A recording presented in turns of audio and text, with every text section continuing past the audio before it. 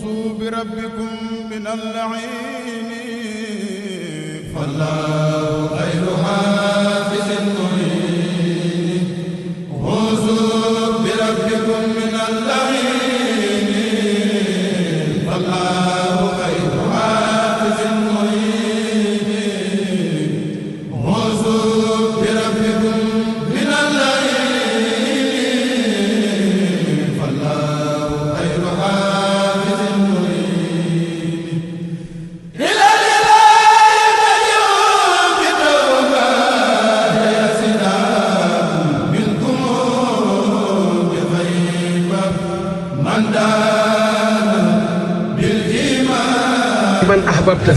ولكن لا يهدي من يشاء وهو أعلم بالمهتدين من سورة القصص. يعني سورة القصص يوم محمد صلى الله عليه وسلم بتاجر كل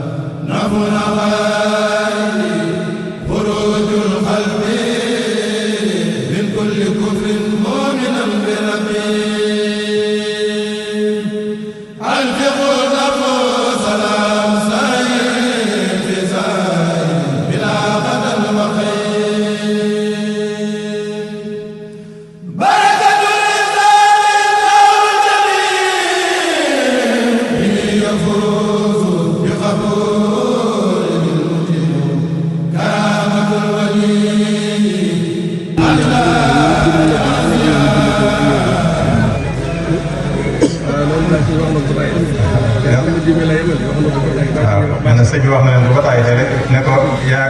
sëñ ma jëw mii laa yemal waaw du ngeen ñaar benn ngeen ci man